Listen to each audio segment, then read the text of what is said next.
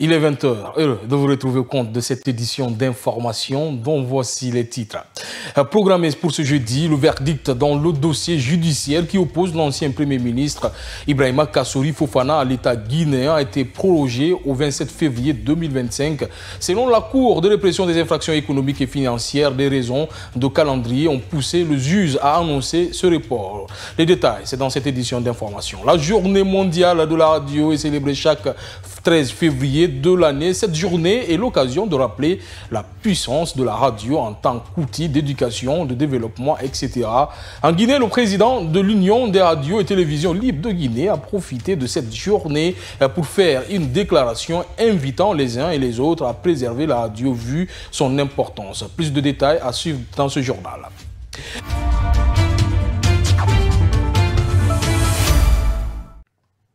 Encore une fois, bonsoir et bienvenue. À la une de l'actualité, Ibrahima Kassory Fofana devra encore attendre pour connaître son sort dans le dossier judiciaire qui l'oppose à l'État guinéen.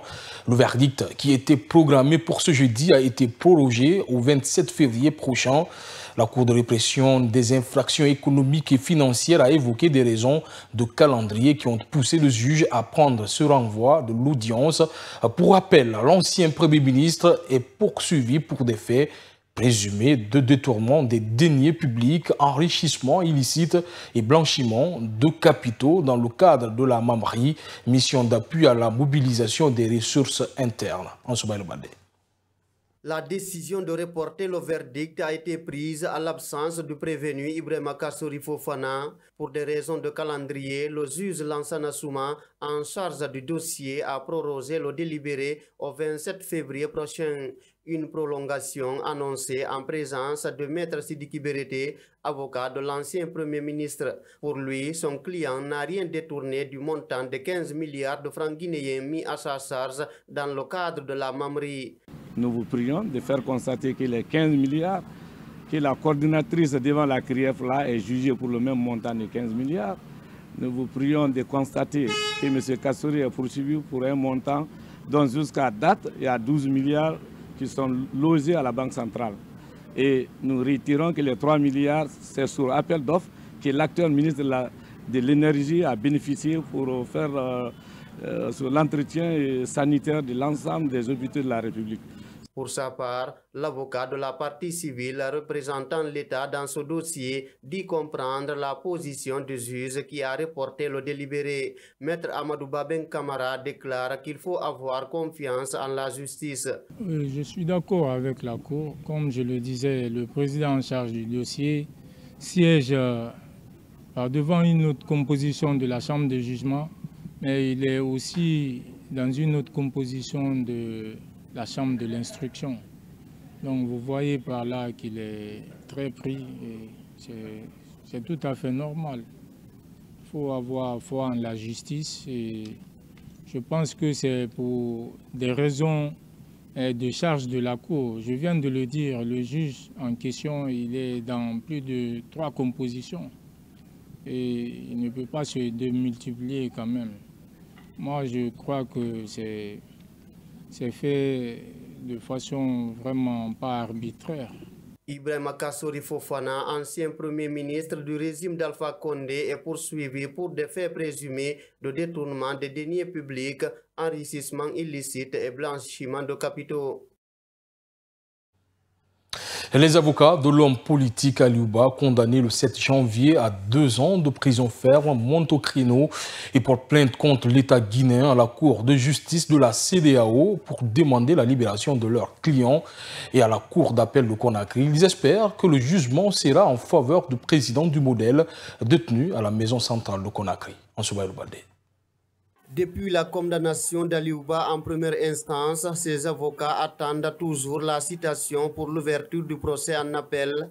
Au regard de la loi, la Cour d'appel de Conakry a 3 mois pour statuer sur le dossier, rappelle les conseils du leader emprisonné à la maison centrale pour diffamation à l'encontre du président de la transition. Maître Pépé Antoine Lama, avocat, annonce une plainte contre l'État guinéen à la Cour de justice de la CEDEAO pour, dit-il, violation des droits de son client. Pour lui, ce qui lui tient à cœur, c'est sa liberté. ce qui lui tient à cœur, nous allons le rappeler parce qu'il a tenu à ce qu'on formule ce message. C'est la démocratie, ce sont les droits de l'homme, c'est l'unité nationale, c'est le dialogue, c'est le pardon, le respect réciproque.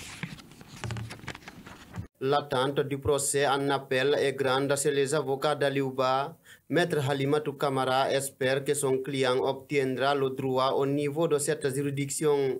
Toutes les conventions internationales que la Guinée a ratifiées n'ont plus de sens dans notre pays. Et ce serait regrettable.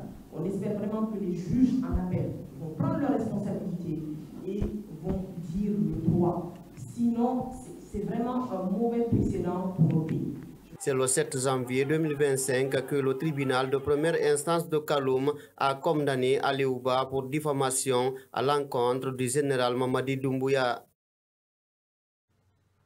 Les organisations de la société civile guinéenne, notamment le réseau Afrique de la jeunesse de Guinée, Rajgi, FEZ Guinée et Vaccine Network du Nigeria plaident pour l'intégration des vaccins PCV et rotavirus dans la lutte contre la pneumonie et les gastro-entérites. L'atelier de plaidoyer a mobilisé les acteurs de la santé, conseillers au CNT, représentants du ministère de la Santé et acteurs de la société civile dans un réceptif hôtelier de la place. C'est un public reportage signé Mamatanouba. Le réseau Afrique de la jeunesse de Guinée, Rajgi, femmes, enfants, jeunes, éducation et développement FEJED Guinée, appuyés par leurs partenaires du Nigeria Vaccine Network, plaident auprès des autorités guinéennes pour l'intégration des vaccins PCV contre la pneumonie et le rotavirus contre les gastro-entérites. Ces deux maladies sont responsables de la mort de plusieurs enfants. L'introduction dans le programme national de vaccination de ces vaccins pourrait contribuer à sauver la vie des enfants de 0 à 7 ans, d'où la nécessité pour l'État de souscrire à ce projet. Le temps de l'attente est révolu, car chaque jour de retard dans l'introduction de ces vaccins est un jour où des enfants continuent, et puis des milliers d'enfants, de mourir de maladies pourtant évitables. Nous devons alors agir maintenant et conséquemment, avec détermination et engagement, pour que la Guinée rejoigne les nombreux pays qui ont fait de la vaccination une priorité incontournable. Les responsables de Vaccine Network du Nigeria ont effectué le déplacement sur Conakry pour appuyer le document de plaidoyer au niveau du gouvernement guinéen pour l'intégration rapide des vaccins PCV et rotavirus.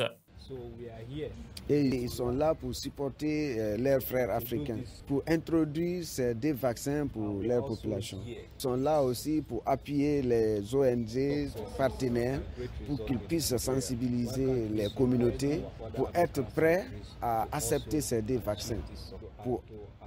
Le président de la commission santé du CNT et plusieurs membres de sa commission ont pris part à cet atelier de plaidoyer en faveur de l'introduction des vaccins PCV et rotavirus en Guinée. Professeur Hassan Ba s'est engagé à appuyer l'intégration de ce projet pour sauver la vie des enfants. En tant que législateur, donc représentant du peuple au niveau du Conseil national de la transition, nous prenons ici l'engagement de soutenir cette action.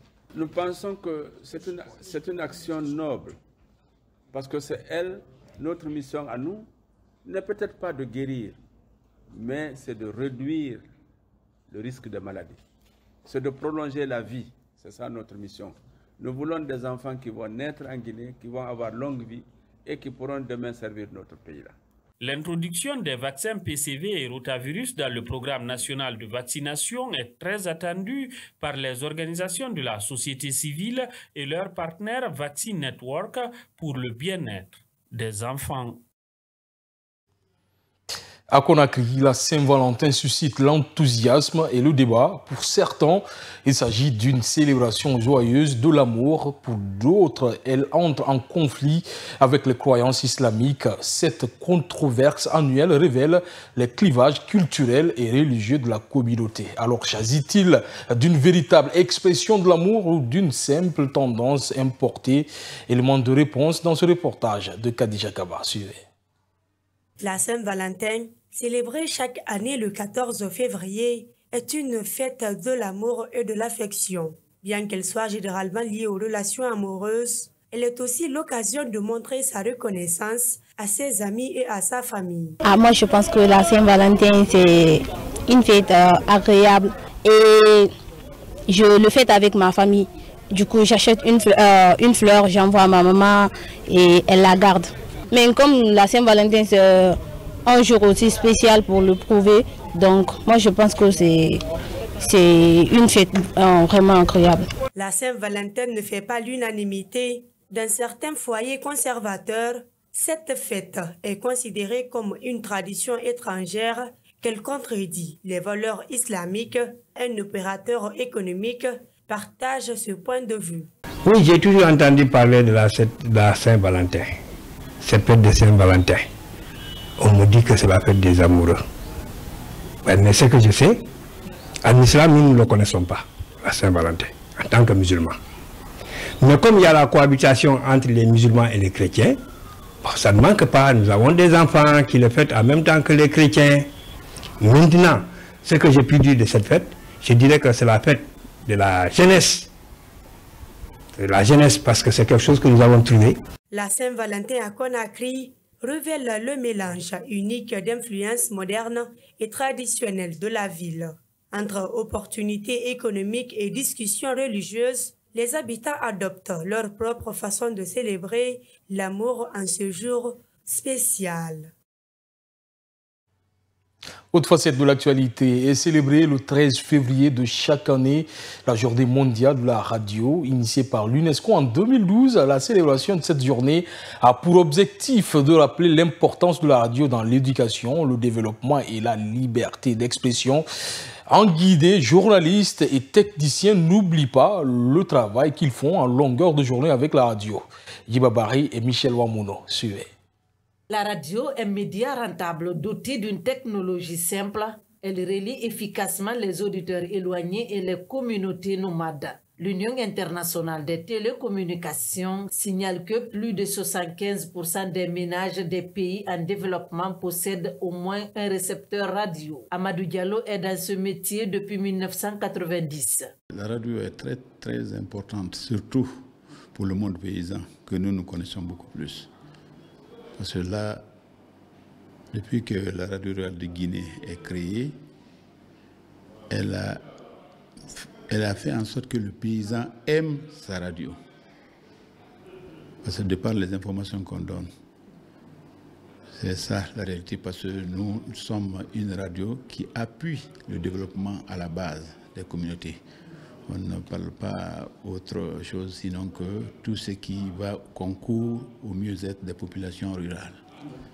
Cette journée vise à mettre en lumière le rôle vital de la radio dans notre société. Son objectif est d'inciter les décideurs à améliorer l'accès à l'information. La radio encourage la collaboration entre les radiodiffuseurs du monde entier. Cependant, Amadou Diallo constate que cet objectif n'est toujours pas atteint.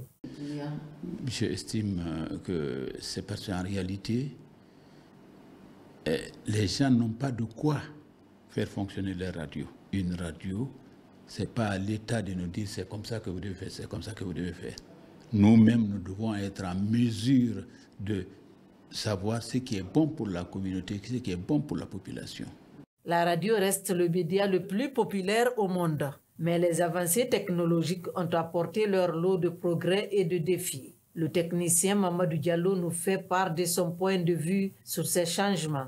Actuellement, la télé et la radio, tout fonctionne par la connexion. Et s'il n'y a pas la connexion là-bas, non, c'est un peu difficile quand même, quoi. La radio est un média dynamique qui met en valeur la recherche de l'humanité et favorise les échanges démocratiques. Justement, à l'occasion de la Journée internationale de la radio, le président de l'Union des radios et télévisions libres de Guinée a fait une déclaration. Dans sa communication, Aboubakar Kamara a invité tout un chacun à favoriser l'émergence de la radio. Suivez-le au micro de Djibabari. Il est constant que l'intégration de populations diverses rend nos sociétés plus résilientes, plus ouvertes et plus pacifiques. Les défis auxquels nous sommes confrontés, qu'il s'agisse du changement climatique, des conflits ou de la montée des discours de désillusion, dépendent de plus en plus de notre aptitude à communiquer les uns avec les autres et à trouver des solutions communes.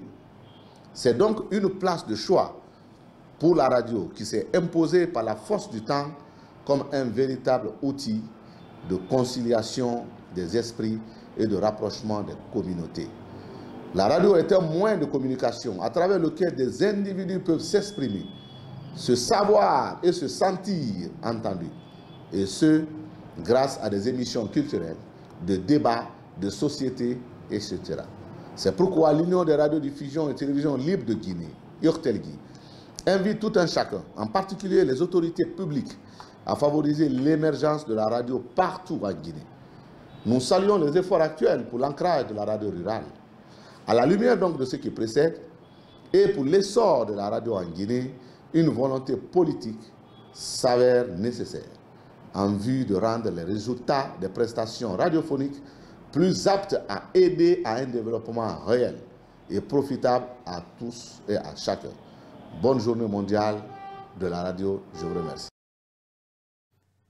Vous suivrez l'intégralité de cette déclaration après ce journal. Sur le continent, le Mali continue de se démarquer dans l'industrie minière. Ce pays voisin vient de lancer la production de sa deuxième mine de lithium à Bougouni. Cette initiative stratégique marque une avancée importante pour l'économie malienne. Ce projet pourrait renforcer la position du Mali sur le marché mondial des minéraux critiques. Commentaire Germaine Mansaré. Le pays célèbre une nouvelle étape de son développement économique. Il a officiellement débuté ses opérations commerciales le 11 février 2025. Ce projet repose sur une usine de traitement de pointe, construite grâce à un investissement de 65 millions de dollars. Le lithium est au cœur des batteries électriques et de la transition énergétique mondiale. D'ici mars 2025, la première cargaison de spodumène sera expédiée vers la Chine. Ce succès s'accompagne d'enjeux importants des défis environnementaux et sociaux devant être relevés pour assurer une exploitation respectueuse des populations locales et de l'écosystème. Avec cette mine, le Mali diversifie son économie. Il s'affirme comme un acteur incontournable de l'industrie minière mondiale. Une opportunité stratégique pour un pays en quête d'une position forte dans l'économie verte de demain. Ainsi prend fin cette édition d'information. Merci à tous de l'avoir suivi. L'information continue sur notre site web, le www.siaminfo.com ou sur les réseaux sociaux. Kavi Media. Bonsoir.